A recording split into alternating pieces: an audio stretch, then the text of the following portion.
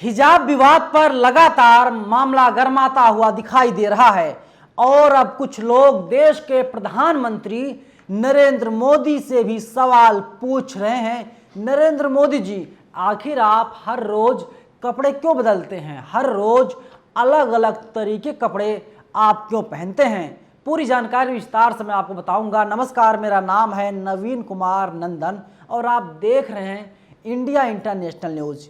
कर्नाटक से हिजाब विवाद का मामला सामने आया है और जैसे ही मामला सामने आया, इसके बाद हिंदू और मुसलमान, भारत और पाकिस्तान इस पर खूब जमकर हो रहा है। देखिए, जो मुसलमान समाज के लोग हैं वे लोग कह रहे हैं कि इस्लाम उन्हें आज़ादी देता है, वे लोग हिजाब का यूज करेंगे। लेकिन जो कट्टर हिंदू खुद को बता रहे हैं, जो भगवाधारी हैं, ये लोग कह रहे हैं कि हिजाब बैन होना चाहिए, क्योंकि एक देश है तो यहाँ पर एक कपड़े भी होने चाहिए। यानी अब जो मुस्लिम लड़कियां हैं वे स्कूल और कॉलेज में हिजाब लगा करके नहीं जा पाएंगी।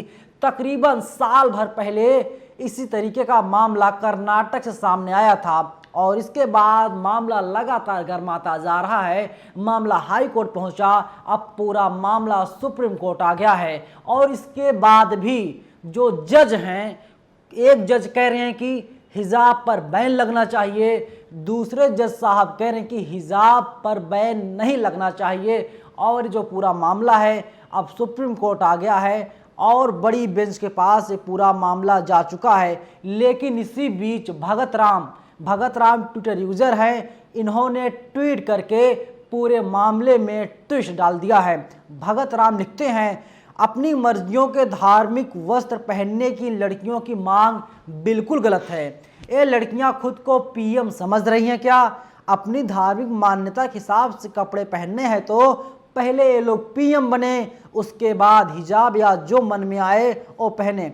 अपनी आप स्क्रीन पर अभी आप तस्वीरें देख रहे होंगे, प्रधानमंत्री मोदी की 20 तस्वीरें हैं। किसी में प्रधानमंत्री मोदी घंटा बजाते हुए दिख रहे हैं, तो किसी में प्रधानमंत्री मोदी भाषण देते हुए दिख रहे हैं, तो कहीं पर ऐसा लग रहा है किसी मंदिर के पुजारी हमारे देश के यशस्वी प्रधानमंत्री हो चुके हैं। अब विवाद लगातार गर्माता हुआ दिखाई दे रहा है, लोग अपनी अपनी प्रतिक्रिया दे रहे हैं। वहीं आज तक लिख रहा है, कर्नाटक हिजाब विवाद पर गुरुवार को सुप्रीम कोर्ट ने अपना आदेश सुनाया, लेकिन क्योंकि फैसला एकमत नहीं था, ऐसे में किसी भी तरह का निष्कर्ष नहीं निकाला जा सका। एक तरफ जस्टिस सुधांशु धूलिया ने कर्नाटक हाई कोर्ट के फैसले को रद्द करने की बात कही, तो वहीं दूसरी तरफ जस्टिस हेमंत गुप्ता ने बैन जारी रखने पर अपनी सहमति जताई है। अब ये मामला सुप्रीम कोर्ट की बड़ी बेंच के पास चला गया है। सोचिए, आज तक आगे लिख रहा है, वैसे सुप्रीम कोर्ट के इस स्लिप वर्डिक्ट पर भी कई तरह की प्रतिक्रिया देखने को मिल रही है। हिजाब बैन का विरोध करने वाली उडुपी सरकार कॉलेज की एक छात्रा ने इस बात पर खुशी जाहिर की है, जस्टिस सुधांशु धूलिया के फैसले ने संवैधानिक सिद्धांतों को बचाने का काम किया है। ट्वीट कर लिखा है कि इस फैसले ने पीड़ित लड़कियों के अधिकार की रक्षा की है। जस्टिस धूलिया के बयान ने तो निष्पक्ष फैसले को लेकर के उम्मीद बढ़ा दी है। हजारों हिजाब पहनने वाली छात्राएं एक बार फिर से अपनी पढ़ाई शुरू कर पाएंगी।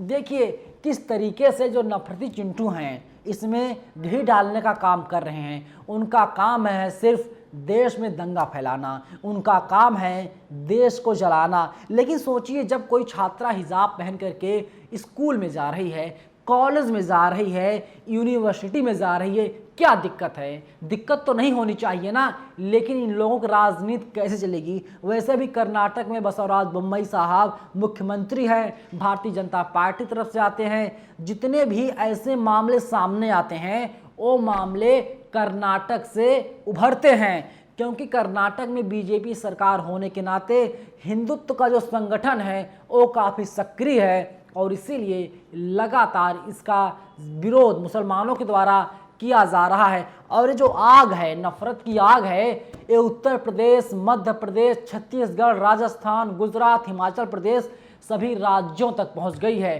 कई स्कूलों के अध्यापकों ने कह दिया, अगर आपको पढ़ना है, आप मुसलमान समुदाय से आती हैं तो आप स्कूल में हिजाब लगा करके नहीं आएंगी। ड्रेस कोड जो है आप उसी हिसाब से आएंगी। लेकिन जो भारत का संविधान है, भारत का संविधान आज़ादी दे रहा है, आप हिजाब पहन करके स्कूल में जा सकती हैं। लेकिन भारतीय जनता पार्टी द्वारा लगातार विरोध किया जा रहा है। मामला सुप्रीम कोर्ट पहुंचने के बाद भी लगातार विवाद जारी है। लोग अलग अलग तरीके से अपनी राय रख रहे हैं। कोई जज की तारीफ कर रहा है तो कोई जज की खिलाफत कर रहा है। लेकिन इंडिया इंटरनेशनल न्यूज़ मानता है संविधान को, और जो सुप्रीम कोर्ट का फैसला आएगा, जो वर्डिक्ट आएगा, हम वो आगे आपको बताएंगे। लेकिन जिस तरीके से रोका जा रहा है, अभी आपने देखा था किस तरीके से मुसलमानों पर कार्रवाइयाँ की जा रही। जब कोई मुसलमान व्यक्ति सड़क पर या खुले में नमाज पढ़ लेता है, उस पर केस दर्ज किए जाते हैं, उसकी गिरफ्तारियां तय की जाती हैं। आज़ादी की 75 साल हो गए, लेकिन अभी भी ऐसा लगता है हमारे देश के मुसलमान आज़ाद नहीं हो पाए हैं। इसीलिए मुसलमानों को अलग अलग तरीक़ों से लगातार परेशान करने की पुरजोर कोशिश की जा रही है। इसीलिए आप लोगों को जागरूक रहना पड़ेगा। प्रधानमंत्री नरेंद्र मोदी जहाँ जहाँ पर जाते हैं वैसा वे वेशभूषा धारण कर लेते हैं। तमाम तस्वीरें ऐसी आती हैं जिसमें पता चलता है कि बीजेपी के तमाम नेता हैं जो जब मस्जिद जाते हैं वो टोपी लगाते हैं। बेशक वो हिंदू हैं, लेकिन टोपी लगाते हैं क्योंकि वोट बैंक एक बड़ी चीज़ होती है और वोट बैंक के लिए ही सारी पार्टियां काम कर रही हैं। बीजेपी को अभी ऐसा लग रहा है 80 और 20 यानी हिंदू और मुसलमान करके 2024 का लोकसभा चुनाव वे लोग बड़ी ही आसानी के साथ जीत जाएंगे। क्योंकि हिजाब का जो मामला है, जो ज्ञानवापी मस्जिद का मामला है, ये ऐसे मामले हैं जब मुसलमानों के खिलाफ अगर कोर्ट फैसला सुना देती है। देखिए, जो ज्ञानवापी मामला है और जो कर्नाटक से निकला हुआ हिजाब विवाद मामला है, ये जो पूरा मामला है इसीलिए बढ़ता जा रहा है क्योंकि भारतीय जनता पार्टी सरकार अलग अलग राज्यों में है और इसीलिए पूरे मामले को तूल दिया जा रहा है। एक कहावत बहुत फेमस है, आपने भी सुना होगा, जब सैया कोतवाल है तो डर काहे का।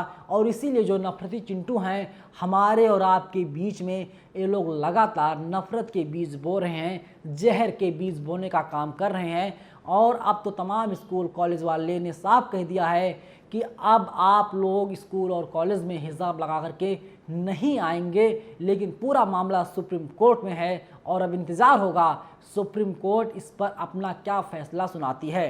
फिलहाल इस वीडियो के लिए इतना ही। लेकिन क्या आप लोग चाहते हैं हिजाब बैन हो, या आप लोग चाहते हैं जिस तरीके से मुसलमान लड़कियां पहले से पर्दा करती आई हैं, हिजाब लगाती आई हैं, उसी प्रकार से लगाती रहें? आपकी क्या राय है? आप लोग कमेंट बॉक्स में अपनी राय हमें ज़रूर दीजिएगा। धन्यवाद।